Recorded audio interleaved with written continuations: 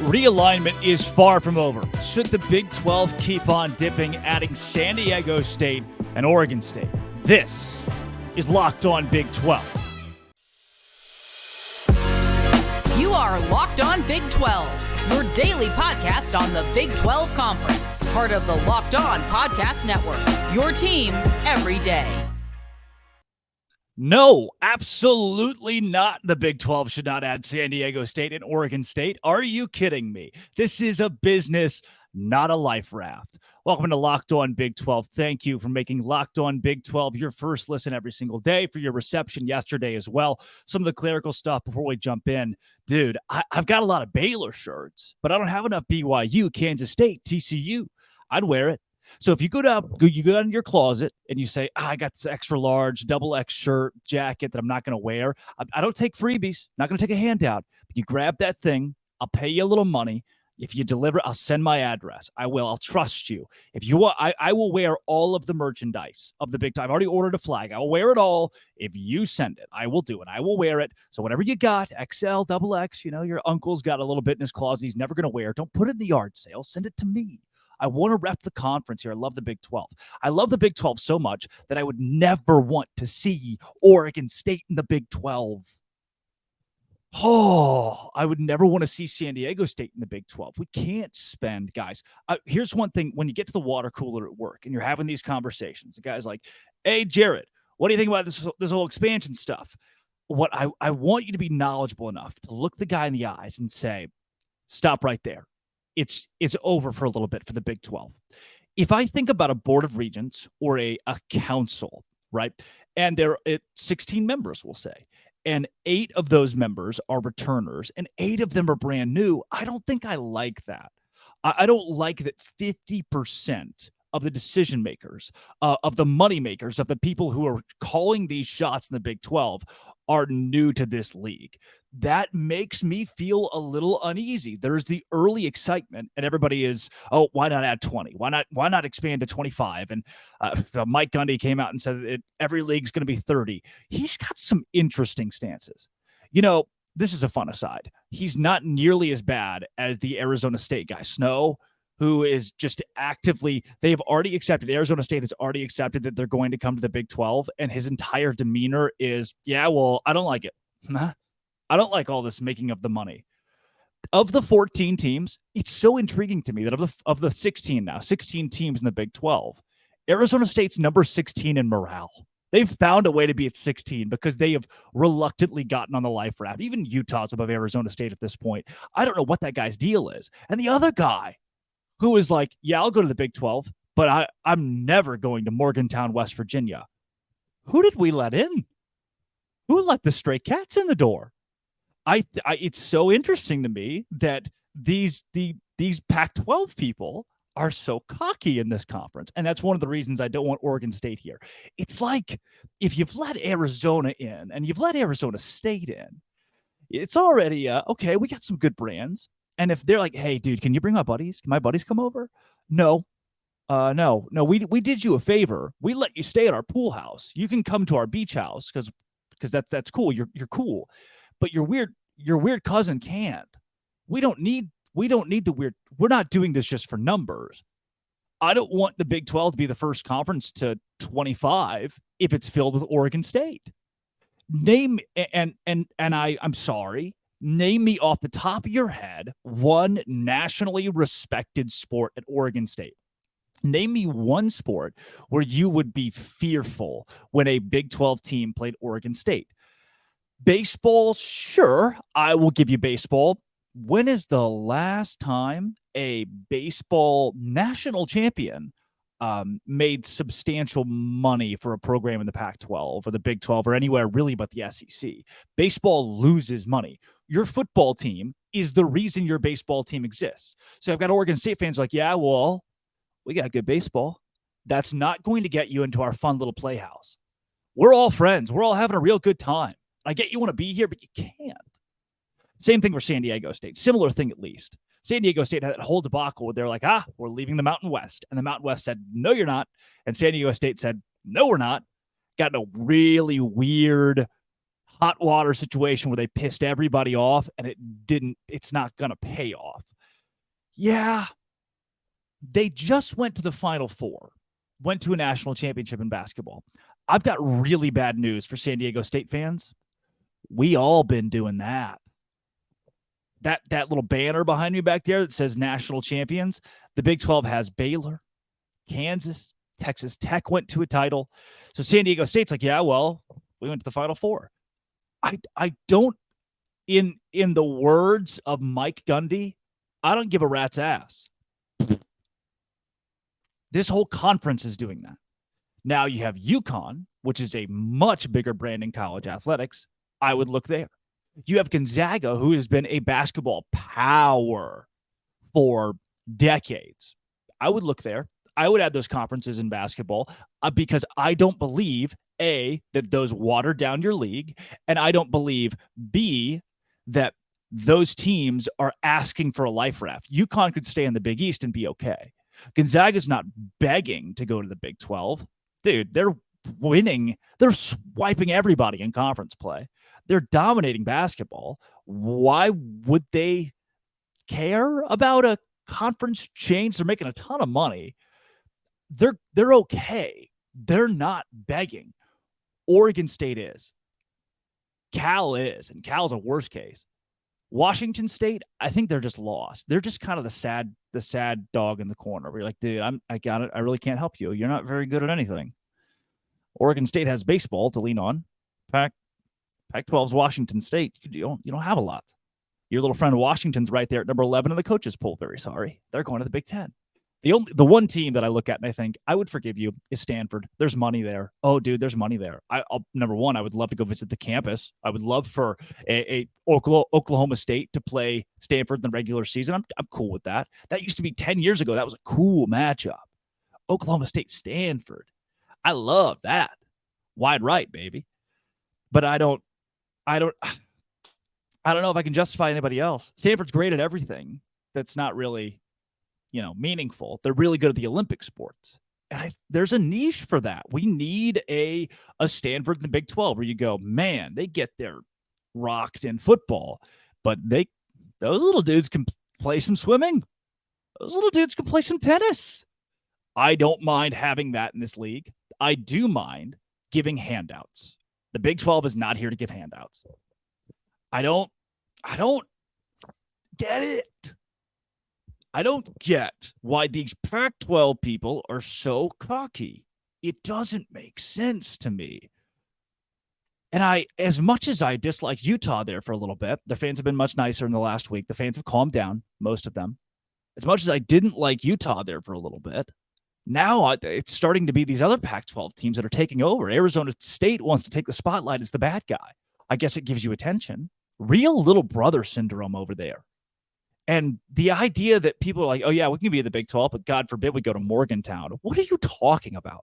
What a weird and unnecessary thing to say. It is Randy invited you to his beach house, and you said, yeah, I'll come over. You didn't have a beach house before that. Randy invited you into the beach house. You said, yeah, I'll come over. But hey, Randy, I got to be honest with you, brother. I hate your cousin. What? Yeah, I'll go to your beach house, but I'm not hanging out with your cousin. Randy just invited you there. And Randy loves his cousin. I love West Virginia. Now, this new guy who we don't know has come into the party and been like, yeah, well, I'm going to send somebody else there because it's gross. Stupid, man. It is just stupid. You know what's even more stupid? The Big 12 did not have a top 10 team in the coaches poll. I was a little disgruntled. On a scale of 1 to gruntled, I was dis. On Locked On Big 12. It's a part of the Locked On Podcast Network. And baby, it is your team every day.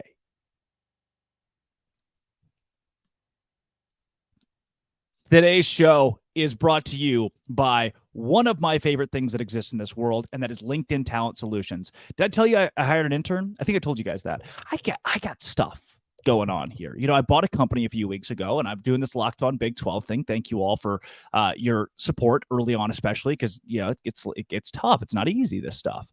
And so I went to LinkedIn Talent Solutions to hire an intern, Brooklyn. She's great. She is spectacular, thanks to LinkedIn Talent Solutions, because they knew that I could be 100% certain that I have the right fit with the right candidates. That's why you got to check out LinkedIn Jobs. When you think like, oh, dude, I'm overwhelmed with stuff, there are interns, people that are in college that need experience, and you can give them experience. Help find the right people for you for free, for fast. Yeah, for fast. It's so easy to create a job post. Add your job with the purple hashtag hiring frame on your LinkedIn profile, and it spreads the word automatically to people you're friends with, connected with, that you're hiring. Simple tools, screening questions that make it easy to focus on the candidates with just the right skills, just the right experience, so you can quickly prioritize who you want to interview and hire. Find the right team member today. It can make an immeasurable and measurable impact on you and your career. LinkedIn Talent Solutions. Go there right now. LinkedIn.com/LockedOnCollege. LinkedIn.com/LockedOnCollege to post your job for free. That is LinkedIn.com/LockedOnCollege. Keep in mind that terms and conditions, they do apply. The coaches poll is out. I am a little upset the Big 12 did not get anybody in the top 10. We are coming off of having a team in the national championship game. There is a minute amount of respect for TCU and what Sonny Dykes did in year one. Georgia at 1 makes sense. Michigan at 2 is interesting. Bama, of course, perennial top 5. LSU has cracked its way back in there. But then you got to go all the way down to Texas at 12 to see a top 15 team. I'm going to let you in on a little secret. I just started hosting this whole Locked On Big 12 thing. I don't think I like Texas and Oklahoma that much. And I don't think I need to be apologetic about it. We are living, and I'm going to get into this, we are living with our ex right now. You left the conference. Fans, I know some really cool Oklahoma fans, some really cool Texas fans. I do. But right now, Texas at 12, you know what happens?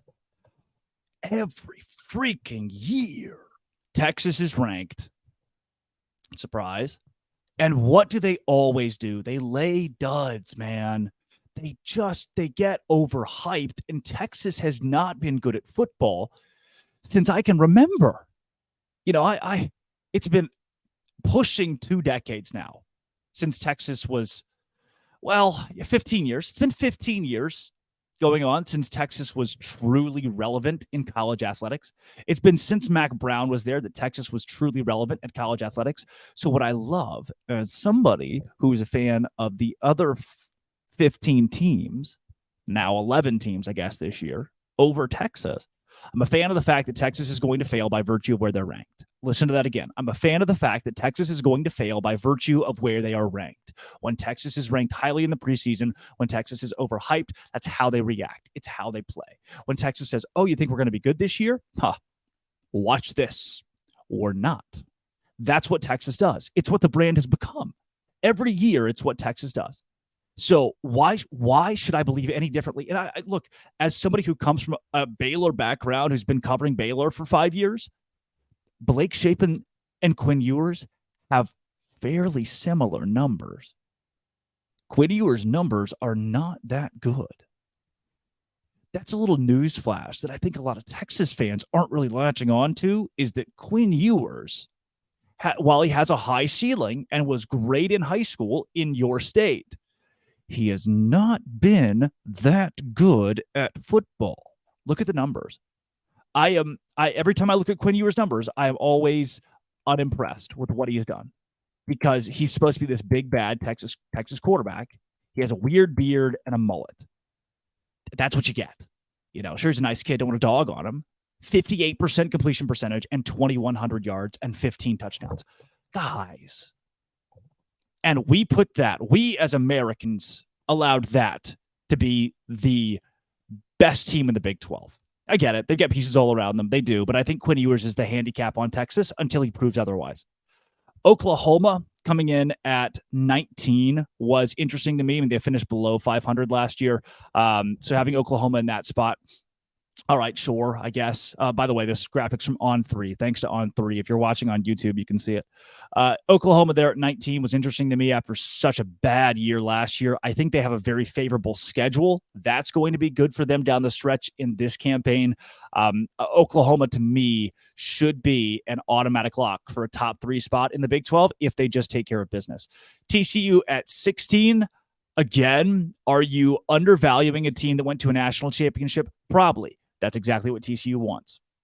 TCU, opposite of Texas. Very similar to me. They're very similar to Baylor in the way that the more you undervalue them, the more you underrate a team like TCU, the better they perform. Kansas State at 17. I think this is a grossly underrated Kansas State team. Kansas State is my sleeper pick at the Big 12 to go to the college football playoff. They were Big 12 champions last year. They return a good amount of production. You return the better of the two quarterbacks to me, Will Howard. I saw him tear Baylor apart. I have Kansas State in my top 10. I have them in my top 10 preseason. To me, they're the best team in the Big 12. They're my number one preseason Big 12 team. And then Texas Tech at 24, another sleeper pick. I love what Joey McGuire has done.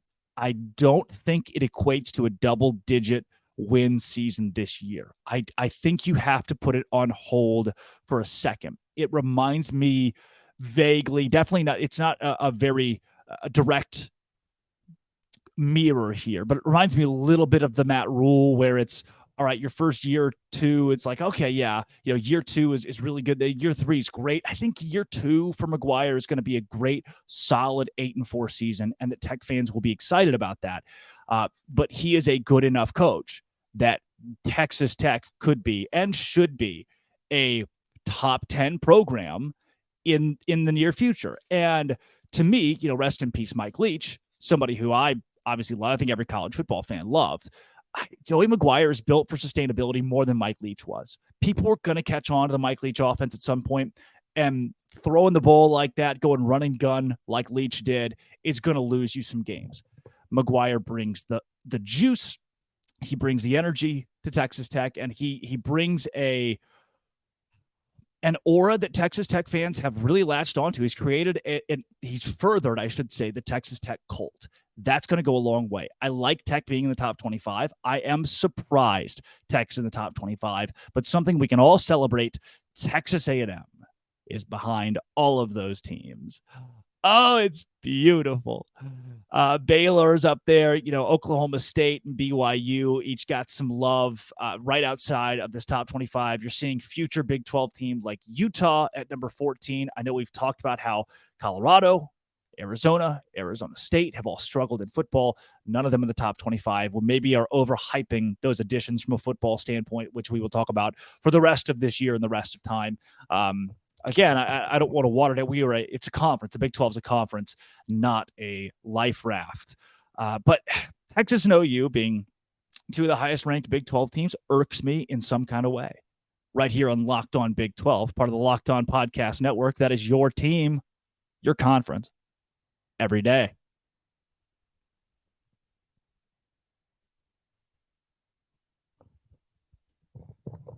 You ever lived with an ex? Gosh, I hope not.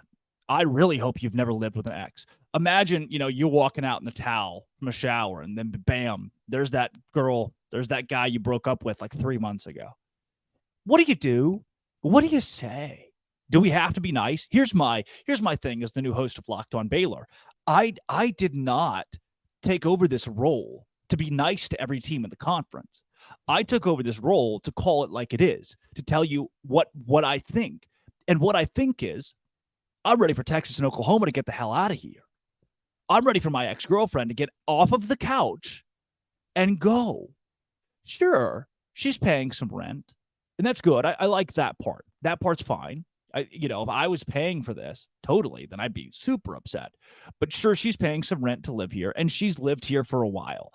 But once you've broken up, I have no reason to respect your space. Now that we are broken, now that we are through, we have nothing tying us together. You chose to leave, by the way. I didn't break up with you. You chose to leave. Why are you on my couch? Why do I have to walk into the living room and see you every day? I hope that Texas and Oklahoma lose a lot of football games, because it's similar to the way that the Pac-12 is, right? I've been kind of harsh on the Pac-12, but I would say deservedly so. Texas and Oklahoma when you're at the water cooler talking to your coworkers, I want you to be harsh on Texas and Oklahoma leaving this league. Not because you're petty, not because you're upset, but because we still have to deal with it. That's the sucky part. If you want it to go, that's fine. Just go. Just scat. Chill with us. This conference is awesome. And I truly believe it. That's why it sucks to be Oklahoma and Texas right now. What a terrible time to leave the Big 12. Just when everything is skyrocketing upwards. When the Big 12 went and stole half of a conference. And that's when Texas and OU dip. And I grew up in Arkansas. I grew up in the little town of Valonia, Arkansas, massive Arkansas Razorbacks fan growing up. I watched a ton of SEC football. I can tell you this. The SEC is a different animal. It is. The Big 12 doesn't match the caliber of the SEC. And Oklahoma is going to find out what Texas A&M found out. Texas is going to find out what Missouri found out. And it's that winning in the SEC as a new team is really, really tough. And even if both of these squads, I don't think they will. I don't think Texas will. Even if these squads win double-digit games in the Big 12 this year, that is not going to translate. It's not going to transfer into the SEC. So instead of having an awesome matchup like Texas and Arizona, instead of having an awesome matchup like Oklahoma and Utah, they have to go play Alabama and LSU. They have to keep playing each other. And one of the things that we're missing, a lot of people are missing, is the relative ease of some of these new football games. I think a team like Oklahoma State, even in a down year, an expected down year this fall, is going to beat Arizona, Arizona State, and Colorado. TCU, the exact same thing. You're looking at a Texas Tech squad that I think beats TCU, Colorado, Utah, Arizona, Arizona State. I don't know why I threw TCU in there. Take that. These expansion teams are not dominant in football outside of Utah, that is the best team in the Pac-12. So they've got a better shake, more fair shake at winning some games in this league. However, they're a whole lot easier than the SEC. Like Texas and Oklahoma are choosing to go lose football games. The quality of your games, it's going to be a lot worse because you're going to lose a lot. The fan support, maybe it helps out. First couple of years, it's going to struggle because you're losing a lot. The money's going to be good, but your fans don't see that. Do your student athletes really see that? Maybe in upgrades. I just don't. Of any time, I get why they did it when they did it. But do you think there's an inkling of regret from Oklahoma? Do you think there's an inkling of regret from Oklahoma that they should have stayed in this Heartland-based conference that has now gone basically coast to coast, east to west? Texas, do you think there are a couple of Texas coaches who are thinking, gosh, dang it, we are going to lose a lot of games? We're talking about the livelihood of these people, that these coaches are going to get fired in the SEC because they can't win there. Basketball has already floundered in the Big 12 to an extent, especially in the postseason, and now Chris Beard is gone. Your football at Texas has been pretty bad in the last 15 years. Yeah, nothing I can do to really give you solace there. If you're Oklahoma, your football's been good, but you just went 6-7. You've got an SEC in front of you that you're just not ready for. Man, you're leaving the most fun conference in college athletics, maybe the deepest conference in college athletics, and you're going to get beat. Do those three things sound very fun to you? It is a terrible time to be Oklahoma and Texas. And I have no solace. I'm sorry. To your fan base, I can't say I'm sorry. I know nice fans on both sides, and I can't say I'm sorry. You chose this. You wanted this. You were the big dog. You were the one that was going to flash the brand. Go do it. And I would say good luck, but I don't wish you any luck.